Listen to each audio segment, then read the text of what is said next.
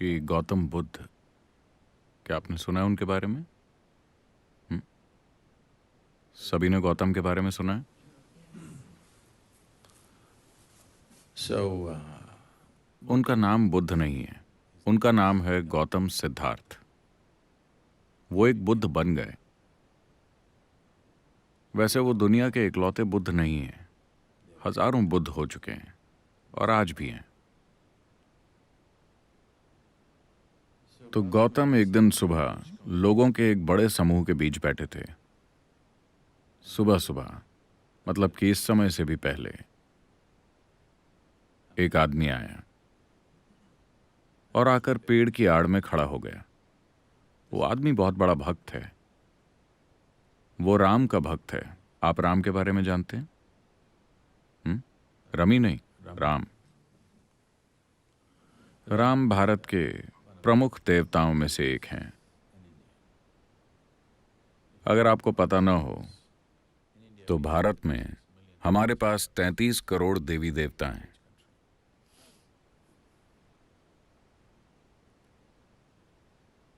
तो वो राम का बहुत बड़ा भक्त था। भारत में भक्तगण, आजकल ऐसा नहीं होता ना, हर कोई ऐसा होता है, लेकिन वो लोग जो इसे गंभीरता से लेते हैं, वो जिस भगवान में विश्वास रखते हैं उसके नाम के अलावा कुछ और बोलते ही नहीं। अगर वो आपको बुलाना चाहते हैं तो वो कहेंगे राम राम। अगर जाने के लिए कहना हो तो राम राम। अगर उन्हें कुछ चाहिए तो राम राम। राम के सिवा कोई और शब्द नहीं। कपड़ों पर भी राम राम छपा है। वो बोलते भी राम राम हैं, वो जीते भी राम राम हैं। वो अपनी पूरी जिंदगी भगवान को समर्पित कर देते हैं। आप स्मार्ट हैं, आप वैसे नहीं हैं। आप भगवान को इंश्योरेंस की तरह रखते हैं। कहीं अगर कुछ गड़बड़ हो जाए तो मैंने भी अपना प्रीमियम भरा हुआ है। जो कुछ आपको करना है आप कर ही लेते हैं। भगवान को आप इंश्योरेंस की तरह रखते हैं। आप स्मार्ट हैं। लेकिन इस आदमी ने अपना पूरा जीवन भगवान में लगा दिया, पूरी तरह से। उम्र बीत रही है, थोड़ा सा संदेह पैदा हुआ। क्या यहाँ ऐसे लोग हैं जो भगवान में विश्वास नहीं रखते? कोई नहीं? कोई वामपंथी नहीं है? सिर्फ एक। क्या नाम है आपका? सिर्फ जॉन, और कोई नहीं?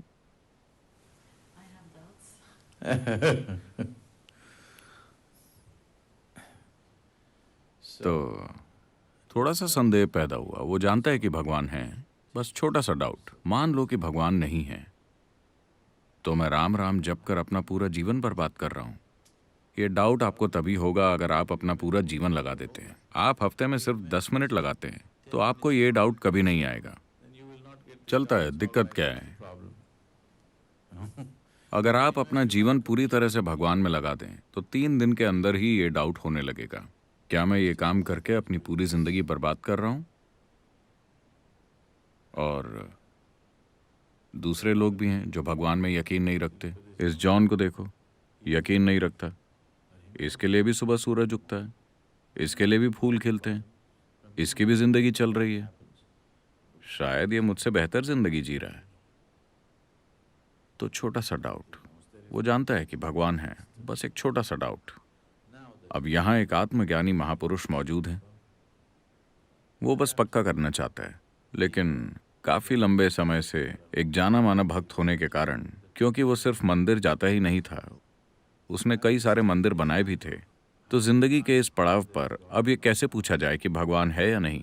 तो वो सुबह सुबह आया और दूर वहां पेड़ की आड़ में खड़ा हो गया और उसने ये सवाल पूछा, क्या भगवान है?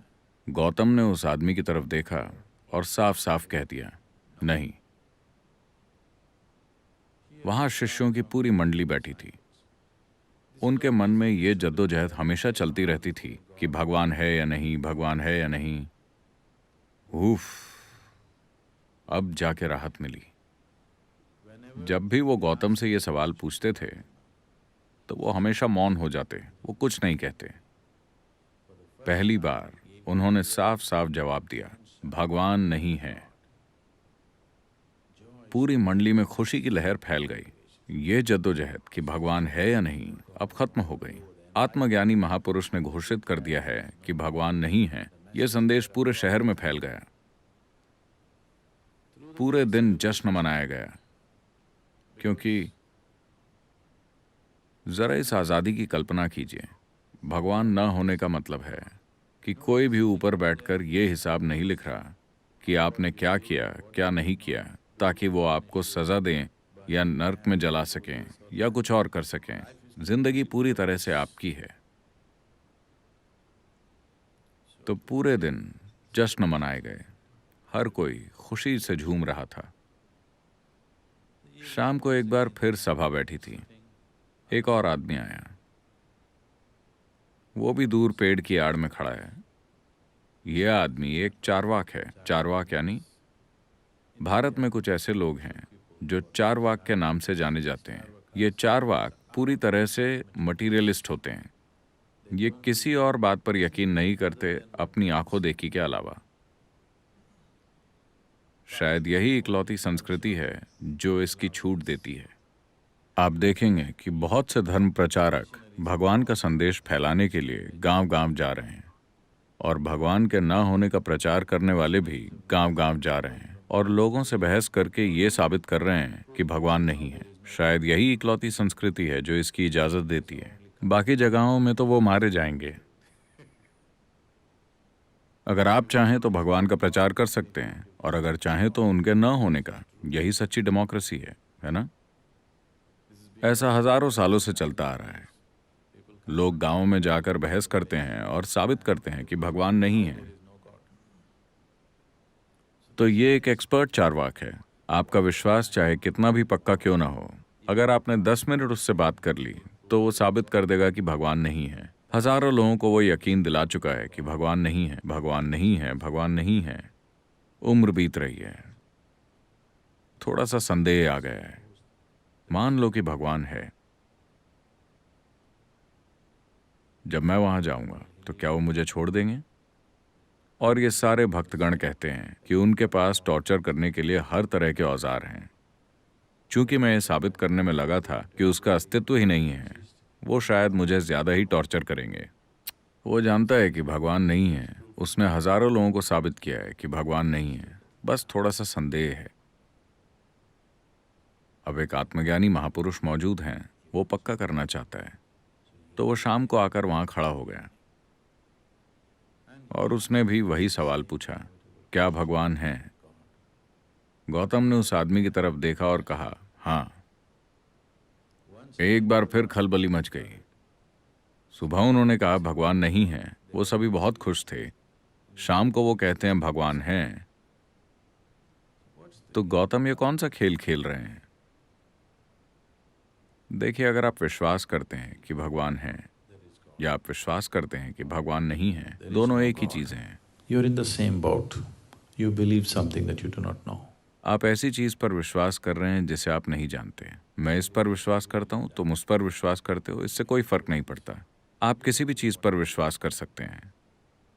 हाँ, कोई भी किसी भी चीज पर विश्वास कर सकता है। ये जरूरी नहीं कि इसका सच्चाई से कोई भी लेना देना हो।